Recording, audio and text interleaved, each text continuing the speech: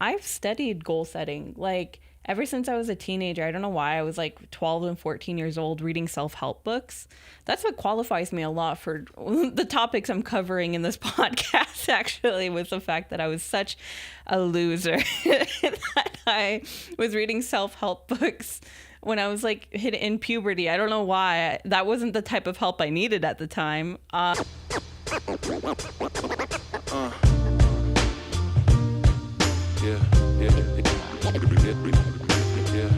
All right, welcome back to another day, another episode of the Neechie Mindset Podcast. Jazz hands. Thank you so much for joining me today. I was gonna say us, but there's no us yet. Yeah, eventually I am working my way towards there being an us, not a permanent us. We're not at that level yet, but maybe a guest or two or three, who knows. But welcome back. I am your host. What was it? I'm gonna be perfectly honest, it's been a while since I filmed. What did I land on? I think it was the baddest, the bannickest host. If that was it, that's actually terrible, and I'm gonna stop saying that. Anyways, welcome back to our episode. Today we're going to be talking about how to set goals and follow them through. The last part is very important. We're going to learn specifically how to follow through on goals that we set, and I'm going to teach you how to set goals that you're actually going to follow through on. Okay, so let me get adjusted. I'm going to adjust this mic a little bit. Sorry. All right, so why should I be the one to tell you how to set goals? Well, funny you should ask. I'm all about goal setting. I think that goal setting is what sets apart people who have big ambitions and people who lead big lives. I don't know. I tried to make a quote right there, but I'm actually really bad with quotes, and idioms are called. I'm really bad with them. I don't know why I keep trying to make one up, but yeah. Basically, goal setting, you know that saying, okay, this is a saying, if you plan to fail, nope. If you fail to plan, you plan to fail. And I know we all hate when teachers used to say that, but honestly, they were kind of cooking with that. So, and hey, I wasn't an A+ student who loved my teachers and I followed everything they said. In fact, I've always had quite a bit of a problem with, authority, not really, but teachers, just kidding. But anyways, back to goals. I set a lot of goals for myself. And I think that my goal setting is what has led me to now be living the life of my dreams. But setting goals is so important because it gives your life direction, and it gave my life direction. So from a young age, I always wanted to be an author, and I've known that since I was a kid. I loved writing stories. I would sneak up onto the roof of my mom's trailer in the bush, and just look at the forest around me and then just write stories. And then of course, I grew up, I went to school, and then of course, I grew up, I had to pay bills, so I had to push that kind of thought to the side of being a writer and being an author. But lo and behold, surprise, I'm an author. I mean, if you're watching or listening to this podcast, you probably know that I'm an author. But I didn't get there by just wishing and hoping that it was going to happen.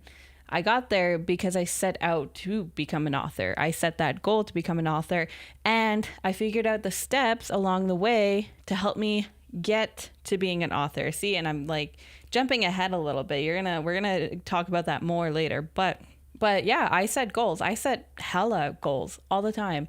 I love vision boarding. I love writing my goals down, figuring out the steps, and I've studied goal setting ever since I was a teenager. I don't know why. I was 12 and 14 years old reading self-help books.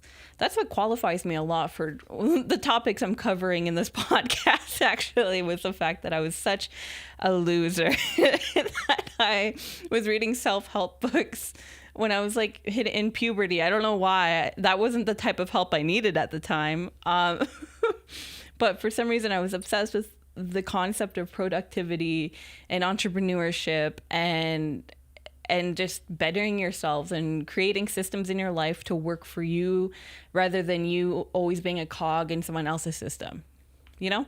And so goal setting is a part of that, because if you want to break free from the mold that you're in and you have these dreams, and because we all have dreams, you might have forgotten them maybe a little bit, but we all have dreams. And somewhere along the way, we kind of just forget about them because we're adults, you know, we have other stuff to worry about. However, even in whatever job you're in right now, if you're working in an office or in a hospital, I don't know why that one came up, or you're an Uber driver, or I don't know, what do people do? They go to school. Maybe you're in a school right now, in a university or somewhere, and you're getting ready to go into a job. Well, if you want to break out of the bubble or, you know, the prison, that's really harsh, but prison that you maybe find yourself in, and you're not quite satisfied with life, and you're not quite obsessed with your quality of life, or you're living like paycheck to paycheck and you really want to get out of that cycle, setting goals is so important. And let's just dive right into it. I don't know why I'm trying to do like this big introduction. Let's just get into it. Okay, why is goal setting important? Well, I've kind of been talking about that this entire time. You know, that's how good I am, is that even when I'm trying to just do an introduction, I'm just already talking about the topic. And the thing is, I respect your time. I know that your time is valuable because my time is valuable. And so let's get right into it. Why is goal setting important? It is a rudder to your boat. Clock that. That's a saying right there. I think that's my first idiom. I'm actually going to look that up. I don't know if a rudder, I don't know what a rudder is. A rudder is a primary control surface used to steer a ship. Wow, I was on the money with that. Damn, okay, that was so good. It's a rudder to your ship. It gives your life a direction. I can't believe I ate with that. My God, okay. No, wait. You know what's so funny is that I've totally said that before, but I think even in a previous episode, but I don't think I've ever truly looked up what a rudder is. I just thought it sounded good. And I've only now just confirmed that I am saying what I actually mean to say, which is rudder to boat. It gives your life direction. And so you're not just going out and paddling and putting all this energy into something with no destination in mind. A goal gives you a destination to work towards. It gives you something that you can measure how far you've come. It gives you just something to look forward to. It gives you direction. I don't know how else to say that. Goal setting can also be a way you get satisfaction out of life or a sense of fulfillment. Have you ever completed a goal in your life? That was so harsh. Oh my God, I'm so sorry. But have you ever completed a goal and it was maybe something like, maybe you were in gym class and you wanted to outrun the fastest person in your class. And so every day you kind of go in and you race and you race and you push and push with all your might until finally one gym class, you do run faster than that fastest person. How great does that feel? How great did it feel if you ever done that? Kudos to you, by the way. But that is what goal setting does in your life, in your adult life. If you have something that you're working towards and you follow it through and you actually complete that goal, you're going to feel a sense of fulfillment, but also you're going to build this confidence in yourself that no matter what you set your mind to, that you can do it. You can follow through. You can complete that goal. And speaking of finding something to put your energy into, goal setting is so important for building the life that you want to live and getting out of this cycle that I think many of us have found ourselves in, of just kind of scrolling our life away. Now, I can go off on this massive tangent about how scrolling and social media has sucked all of our attention spans away. But it's also wasting our life, because the thing is, think about the last 4 or 5 years of your life. Do you remember really wholesome, fulfilling memories?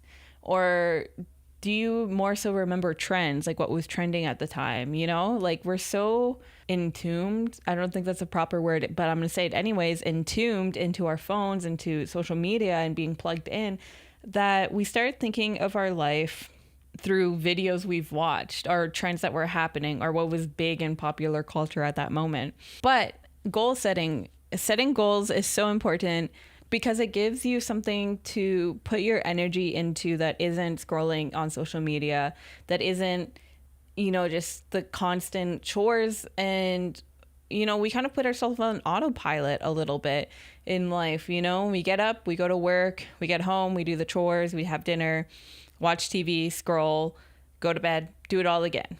Having goals in life kind of takes you outside of that autopilot mindset because it forces you to look outside of what you do in your day-to-day life. Because I doubt that your goals are like, do what I've been doing every single day for the next year, for the next 365 days. And maybe that is your goal because maybe you live a fantastic life and you love your life.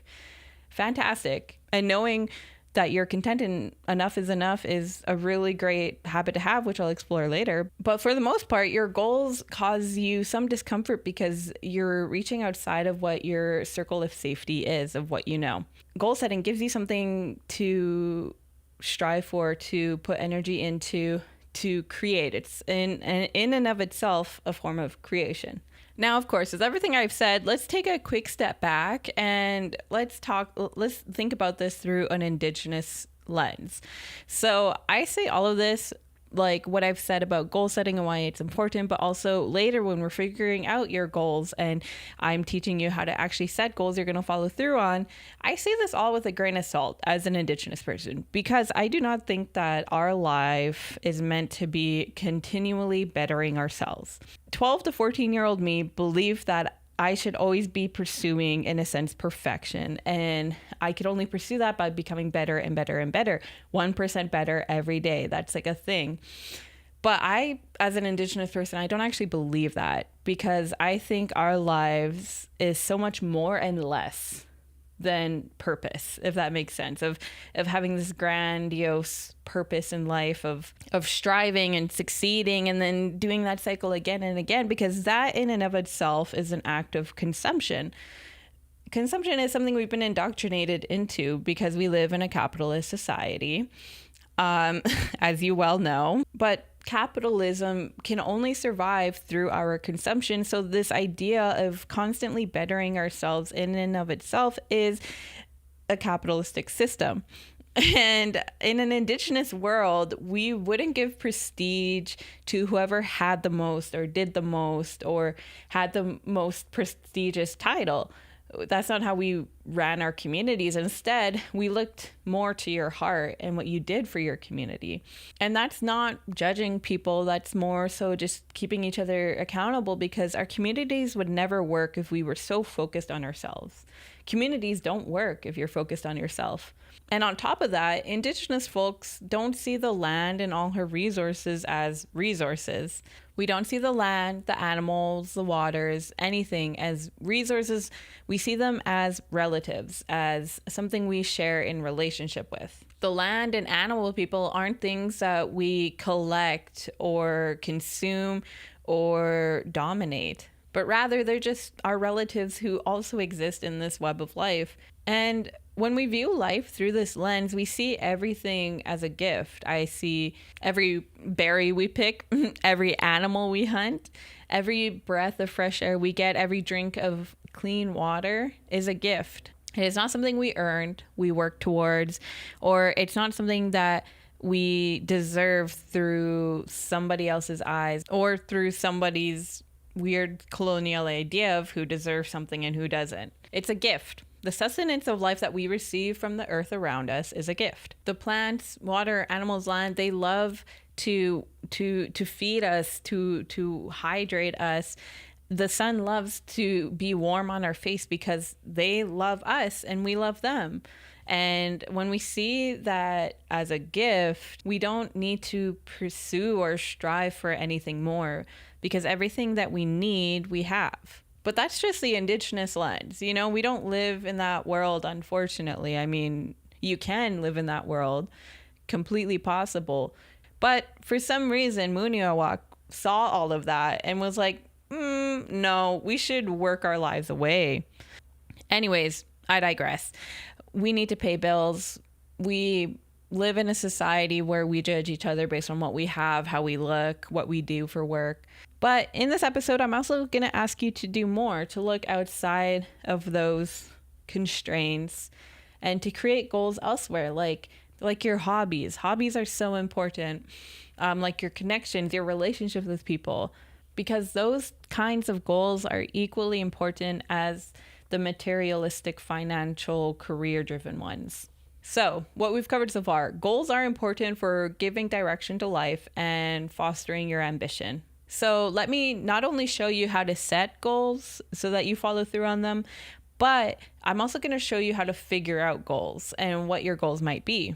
Okay, so there are a ton of ways to kind of figure out your goals. You can look back into your childhood, kind of take a little stroll down memory lane and remember the things you used to dream about when you were a kid.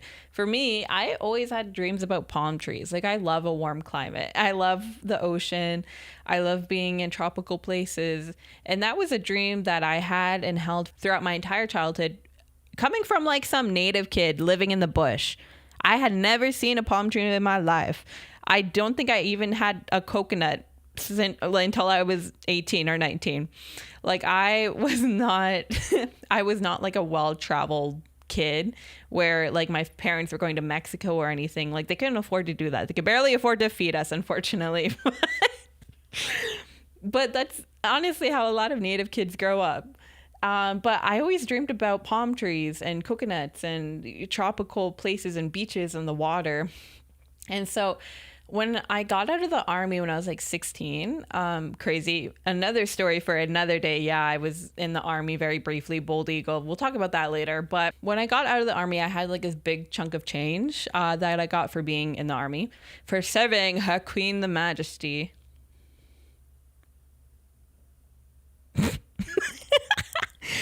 But anyways, and the first thing I did was that and I don't really condone this now because I've hung out with a lot of native Hawaiians now and I've learned a lot since then. But I did book a trip to Oahu. And I think I was 16 and turned out for my 17th birthday. And that sparked in me like a lifelong, I'm 24. Well, since then, I've traveled extensively and I'm very grateful for that. And I'm very privileged to do so. But it was a dream of mine to go to like these tropical places and traveling itself was a big dream of mine and it was a goal I had. And so once I saved enough money, I went to Hawaii, I went to Oahu, and it was really fun. I went with my mom and my baby sister and my other sister. And we had a great time. We got so brown. My God. Like, I'm a pale native, as you can tell. Like the rabbits, I get white for winter. But yeah, and it was a fantastic time. And ever since then, I love going to tropical places like that. Why am I talking about that? Oh, yes, because childhood dreams are important. And it was so important for me to travel to these kind of places because that was for little Brittany, and becoming an author, that's for little Brittany. Your childhood dreams are so important because that was before all this expectation was put on you. That was before you were taught to not believe in yourself. So a lot of those dreams are very pure and it's very healing to kind of follow through on some of them. Of course, not all of them. Like, one of them was like, I wanted to dive to the deepest place in the ocean. No, thank you. I actually don't want to do that anymore. And it wasn't just the fact that billionaires just like died there, but you know what I mean? Like, I don't want to do that anymore. So of course, like, within reason, your childhood dreams are some of your purest dreams. Other places you can look for inspiration. You could look at your bucket list if you have one. You can also just like very realistically look at your quality of life and the life you're living right now and see like what does and doesn't make you happy. And then set out goals to change what doesn't make you happy, whether that's changing your job, whether that's beginning to work out and go to the gym and take your mobility seriously, whether that's trying new recipes or learning how to cook. Like, that's a really good starting place because we all see things in our life that we would like to change, unfortunately. So that's a good place to start. If, however, after all of this, you're still having trouble figuring out exactly like what you want your dreams to be, this is one of my favorite ways to figure out goals. It's very simple, very easy. You just need 5 minutes in a safe, quiet place that you can close your eyes without being disturbed. I mean, you could do it now if you want. You could put me on pause. Or if you're really good at disassociating like me, you could also just do this when you're walking or doing the dishes. Or maybe, I was going to say playing with your kids. No, be present when you're playing with your kids. Please, for the love of Creator. My God. Okay. What I want you to do is I want you to sit down, close your eyes, and again, that quiet, safe space where you won't be bothered. And I want you to put on some brown noise. No, I'm not talking about powwow music. I mean, honestly, yeah, if you want to, go for it. Sorry, that was such a funny joke. Now, what you need to do is just simply envision your dream life. And I want you to take away all those expectations, all those thoughts about what you think a dream life should be, or like other people's opinions that you've internalized. Like, I want you to just throw that all, like literally grab it and throw it all away. Okay? It's out of there. And I really just want you wholeheartedly and truthful to yourself, think about what your dream life would look like. What are you doing for work? What are some of your hobbies? How do you look? How do you feel? What is your lifestyle like? What clothes are in your closet? What car are you driving? What kind of foods are you eating? Are you living where you live right now? Of course, this doesn't need to be incredibly detailed yet, and it does not need to be perfect. If you're not in the habit of doing these kinds of things, it can be hard. It's an unworked muscle. However, it's like riding your bike. Once you begin doing it, then it becomes easier and the details become sharper, the image more clear. And then you start to realize that there are some like reoccurring things that you always see whenever you envision your dream life. So I want you to choose a few specifics from that vision of your dream life and write those down. Those can be your goals. That's where we're starting. Now, I say that too with a grain of salt because your goals do not need to be humongous, and honestly, they shouldn't be. Now, I'm not saying that you don't reach for the stars and dream big. I am saying that, like, dream big. Dream what you think that you can't do, honestly, sometimes, because it's scary and it requires you to, again, work outside of the comforts you know. But what I am saying is that if you are in a minimum wage retail job right now and your immediate thought is, I'm going to be a millionaire this year, whoo, baby, let's pump the brakes a little bit. I love the ambition and I love that. And honestly, keep that. Yes, you are going to become a millionaire, but maybe just not within the next year, especially if you're starting at a minimum wage job and you didn't go to school to be a brain surgeon, or you can't predict the future lottery numbers. Because again, these bigger goals and dreaming big is so good. Yes, but there are steps to get there. And the best practice is to kind of focus on those steps, kind of pick out a few of those steps along the way and work yourself towards the next step, if that makes sense. So you want to be a millionaire. Well, first you got to maybe start your own business. And even that's a really big goal. So you start smaller. You're saying, I want to get the skills in order to start my own business. And then that can be a very doable goal. And then the next year you say, okay, I have the skills now. I'm going to start my business. And then you spend the next year just learning how to run a business. And then the next one is, oh, I'm going to scale up my business, and then so on and so forth until eventually you are a millionaire. And of course, being a business owner or an entrepreneur isn't the only way to become a millionaire. And please don't listen to those people who are constantly like saying drop shipping and affiliate marketing and everything. Like, those can maybe happen. So if you want to be a millionaire, just start smaller. Maybe getting out of the paycheck to paycheck cycle, that can be a goal. Saving 3 to 6 months of expenses, that can be a goal. Or maybe it's finding a better paying job, or simply going back to school to become qualified for that higher paying job. Or Or maybe you want to, again, learn a skill that can eventually lead you to your own business. Like, for example, myself, I began as a freelance writer 4 years ago. And the work I learned in the years of being a freelance writer is what helps me today in my life as an author, a public speaker, a podcaster, a YouTube person, and what else do I do? I also work in climate, and I guess that's public speaking again, like when I, do things like that. But all those skills I learned while I was a freelance writer. Anyways, does that make sense? Like, yes, have big goals, but don't jump from point A to Z. You need to go through B, C, D, etc., and then you get to Z, if that makes sense.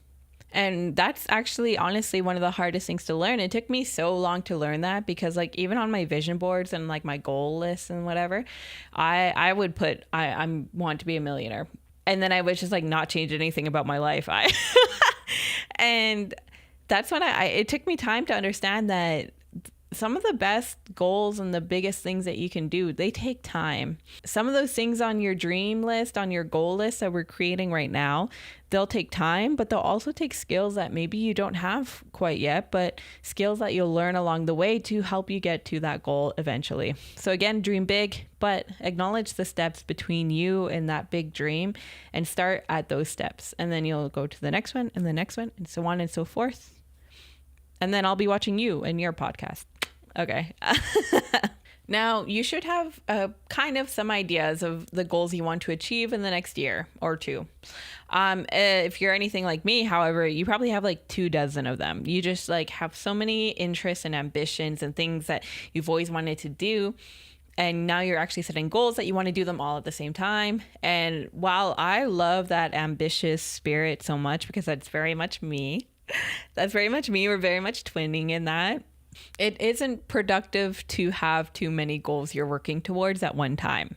In fact, having too many goals you're working towards can actually slow your progress and stop you from completing those goals. You'll be burnt out by the time you even get close to finishing one of those goals if you have like too many that you're putting energy into. For example, say you have 5 chores you decide to do after work. You need to wash the dishes, walk the dog, take out the dog. Nope, take out the trash. Okay, 5 chores that you need to do. Wash the dishes, do the laundry and put it away, walk the dog, take out the trash, and vacuum the hallway. There we go. Well, you have a lot that you want to do and you're going to focus on when you get home. So when you get home, you begin by taking all of the dishes around the house and putting them near the sink because you're going to do the dishes. Then you have the brilliant idea that, I can be very productive and efficient and I can run the washer while I'm doing this. So you go to the laundry room, you take out the laundry that's probably sitting in your dryer, I see you, and you put on your bed. And then you put your load of laundry into the washer. Well, now you have the lint from the lint catcher, and you also have an old dryer sheet you need to throw away. So you go, and then you realize, I need to take out the trash. And then you're like, well, if I'm going outside, it'd be most productive to, walk the dog while I take out the trash. And so you do that.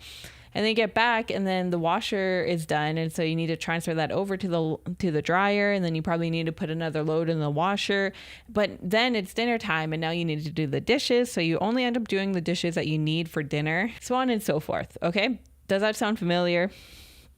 If it does, you probably have ADHD like me. But at the end of the night, all you have is a bed piled high with laundry. You maybe even still have a load in the washer. Your dishes are not done. There's no trash bag in your trash can. Sure, the dog is walked. That was the easiest thing on the list to do. And you've had 0 time to relax and unwind after a work day. That's what it's like when you have too many goals you're focused on at one time. You'll have goals that are half finished. You'll have your big goals completely unfinished because you're so focused on doing the smaller goals that don't really matter, that you didn't really complete the big goal that you wanted to. So your life just feels the same. And by the end of the year, when everyone's doing their year recaps, you're going to think, well, what have I done? Besides burning yourself out. That's why prioritizing a few goals is so important rather than just throwing a bunch of things at the wall, seeing what sticks and then working towards that, because you only have so much time. You have only so much energy and you have only so much motivation to put towards these goals. And of course, you should work outside of motivation, but that's a whole other thing that we're going to talk about later. There's actually a concept out there that will help you in prioritizing. So look at your list of goals that you have right now, and all of them would make your life better, probably. That's why they're on your goal list. What I want you to do is I want you to actually take 20% of those goals and keep them. The rest you can put into a drawer for another day.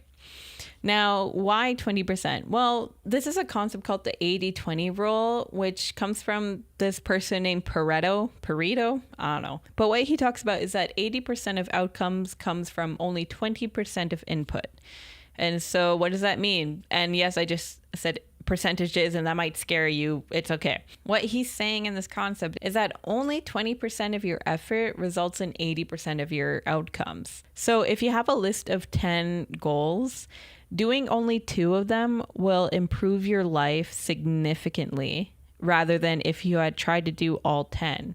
So yes, this is about prioritizing your goals, but it's also talking about something grander, which is that out of this list of goals that you have, only a few of them will make an exponential positive impact in your life. For example, if you're choosing between I want to save 3 to 6 months of expenses versus that dream vacation that will probably cost you about 3 months of expenses, both will positively impact your life. I mean, of course, that vacation is going to have a positive impact on your life, but having 3 to 6 months of expenses saved up in case of an emergency, in case you lose your job, or in case a big expense happens out of nowhere, that peace of mind from having that safety net and getting out of that paycheck to paycheck cycle is probably going to have a much larger positive impact on your life than that vacation. Does that make sense? Okay, so what you're going to do is you're going to look at your list of goals now, and you're going to ask yourself with each goal, will this positively impact my life, well-being, and happiness? The answer is probably yes, because that's why it's on your goal list. Next, I want you to ask yourself, by how much? What will benefit me more in the long run? And then those are your goals you're going to keep. All right, there's been a lot in this episode, but now I'm actually going to finally tell you how to set goals. So we've talked about why goal setting is important, gives direction to your life. Rudder to boat, remember I said that. Quote me on that. We talked about how to figure out your goals, and we talked about narrowing down. We've talked about narrowing down your goals and why that's important. And now we're going to be talking about setting your goals. Okay, this is like the last step, all right? Now, you have a list of goals that you've shrunk down, and that these are the things that you're going to focus on. You can split them into different categories. The categories I use is career and business, health and wellness, finances, and personal. And personal is kind of a larger umbrella where it's like talking about my relationships, but it's also talking about like just me living life. But it's also just like about living my life. And I think it's good that you have goals in that area too, because we could get too consumed with, again, bettering ourselves. But our life is more than just bettering ourselves. You know, our life is also about living it. So that can be learning a new hobby, that could be learning a language, that could be joining a club, joining a community league. You know, those can be goals as well, and they're just as equally important as these other goals, because again, life is meant to be lived. It's in the name. So so take your goals, sort them into these categories of career, business, health and wellness, finances, and personal, which wherever they fit best. And by now in each category, you should have 1 to 2 goals, and that's what you're going to focus on this year to complete. Now that you've kind of categorized them, I hope you've noticed that I've been saying throughout this episode in this year or the next year or 2. And that's because one of the most important parts of goal setting that will actually cause you to like follow through on them is setting a deadline. This kind of puts your butt into action where you're now just, it's not this arbitrary goal of like, say, I want to save $10,000. You know, and then I don't put a deadline on that. I'm just going to be willy-nilly then for the next 2 years, and it'll take me so much longer to complete that goal if I even remember that goal, you know? But if I say I want to save $10,000 by the end of this year. Then that kind of kicks my butt into gear, and now I start planning and I start figuring out the steps to get me there. Setting a deadline is so important. So now for each of your goals, which you've categorized, I want you to set a deadline. So let's go through them. Career and business. Maybe you want to be trained to be a heavy equipment operator. I don't know. Do anything you want, girl. So now what you're going to do is you're going to say, when do you want that training to happen? Well, I want it to happen within the next 6 months. So you say by June of this year, I will have gotten my certificate to be a heavy equipment operator. There. Health and wellness. Say you want to run a half marathon. Okay. So you pick a half marathon like 9 months into the future. Say, I am going to run this specific half marathon on this date 9 months in the future. So in September. And then now you kind of think of those steps along the way and you start training today for that half marathon. A personal goal. Maybe it's, a goal that I've been working on this year was that I got into dating. I wanted to go on dates. I didn't really set a number of them. Maybe I should have, but I just said, I want to go on a date this year. And I did. Nothing really came of it, obviously, but I went on a date and I went on a couple dates after. So for every goal that you have, no matter what it is, I want you to set a deadline for that. And then next for your setting. So now you have your goals and they all have deadlines. And I hope you've been noticing, I'm dropping like little hints. I'm a little foreshadowing. I am an author. Okay. I've been saying that now you think of the steps to get there. Because that's what the next step is. Now that you have these goals, I want you to think of like 1 to 2 to 3 steps, like an A, B, and C of how you're going to get there. So for example, career, business, heavy equipment operator, how are you going to get there? Number 1, you're going to see if your company does any of that kind of training. If not, then you're going to research it yourself on how you do that. Number 2, you're going to sign up for the next class whenever it is. And number 3, you're going to do the damn thing. Okay, great. Health and wellness, that half marathon. Okay, well, maybe you're going to start small. Maybe you're just going to walk, begin walking more and more every day, taking the stairs instead of the escalator, going on walks in the evening, and stuff, and stretching. And then maybe in a few weeks, you eventually get on the treadmill. And then now you're just going to start running and everything. And then for the next 3 months, you're just working on endurance and building up your stamina. So step 1 was to take more steps and stretch, maybe like get more mobility and flexibility into those hips and those joints and everything. Maybe your next step is to get on a treadmill and work on your endurance. And number 3 is maybe you enlist the help of a friend or even a coach or someone to kind of give you tips on how to run a half marathon, because I'm sure it's different than just going out and running somewhere, especially if you haven't ran. For finances, saving that $10,000, okay, maybe that is step number 1, building a budget, like creating a budget for the first time ever, or maybe creating a budget you actually stick to. The next step could be maybe looking for extra like side hustles or just things that you can do that you can start putting that money away. And number 3, maybe it's cutting back on how much you go out to eat, what your shopping is like, and that could kind of go hand in hand with a budget. Maybe number 4 is you get a better paying job. Maybe that's what kicks you into gear to believing in yourself and maybe getting a better paying job. I don't know. Personal.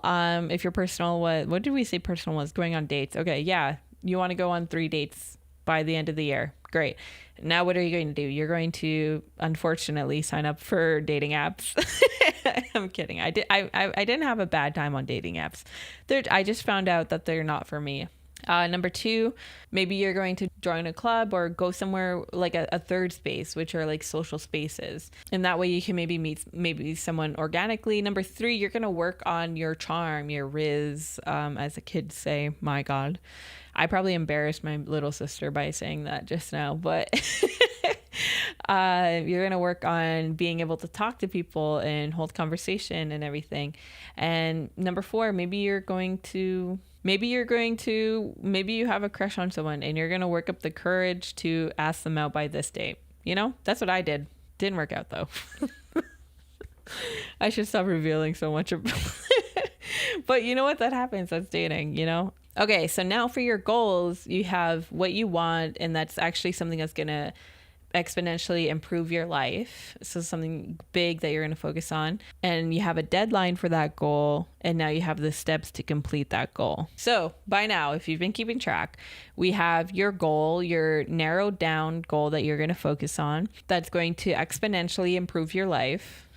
You have a deadline for that goal, and you now have the steps that you need to take to complete that goal. You're great. You're doing so well. This is pretty much all of it. Next, however, and this is for my people who forget things very easily, which honestly, as life happens, a lot of us do. I want you to take these goals and I want you to put them on your bathroom mirror, or if you share a bathroom, you could put them in your closet. You can literally write them out in the Notes app and put it on the lock screen of your phone or the home screen of your phone. Just put it somewhere that you're going to look, and you know you're going to look every day. And seeing these goals, every time you see them, I want you to read them to yourself, just to remind yourself of what you need to do in order to complete these goals. And lastly, everything else, honestly, from here on out is up to you. Because in order to complete these goals, and I've talked about this time and time and again, that it largely requires you to go out of your comfort zone. And sometimes, for example, the dating thing, I keep bringing up, even though it's quite embarrassing for me, because I'm not super great at it. Nope. See, I just caught myself doing something where I'm telling you not to do it, and then you're literally watching me do it. You need to set new beliefs for yourself. So I just said, I'm not super good at dating. That's not true. I'm great at dating. I'm great at anything I set my mind to. Do I need to practice it? Yeah, sure.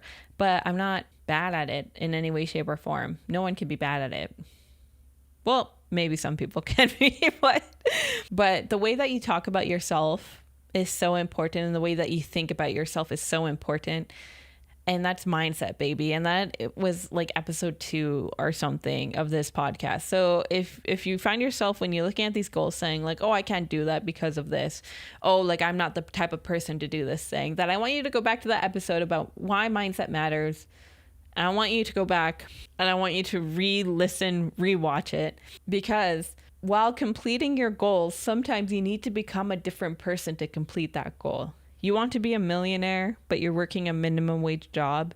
You need to become someone different to become a millionaire. And I'm not saying change your values and your morals or anything like that. My God, please don't, because we need more ethical millionaires and billionaires.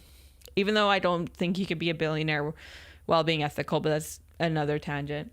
But what I'm saying is that outside of school, a lot of times adults stop yearning for the learning. That was so terrible. But we stop, in a way, growing because we don't seek out new paths for ourselves. We kind of get stuck in what we're doing because we need to pay bills and we have so much that we're thinking about and worrying about as adults, that why would we ever need to look at ourselves and to become better, you know, and stuff, if we're just so focused on this. When you set goals and you truly set out to complete them and to follow through, it requires you to change some things about yourselves. And this can be very uncomfortable, but I want you to stick it out because it is so important. And those goals are important to you. There's a reason why you chose them. And these goals, these dreams of yours would not be on your heart if Creator themselves didn't give you everything you need to complete them. And do it even when it's hard, even when you want to give up, because these goals matter to you. And it's important that we pull through for ourselves as much as other people. So yeah, you might change along the way. Again, not your morals or your values or who you actually are as a person, but the way you view yourself in the world might change along the way. And that's fine. That's growth, baby. That's life, baby. Anyways, I've given you all that I can about setting goals. I've taught you why goal setting is important, about how to figure out what your goals are, how to narrow them down, why it's important to narrow them down, and also how to set timelines for them, figure out the steps to get there, and posting it somewhere you can see it. This is the most effective way I know how to set goals. And if none of this made sense, but you stuck it through to the end, well, Good on you, honestly. My God. Okay. All right. That's everything for this episode. Thank you so much for tuning in. If you're listening, hello. And if you're watching, hello.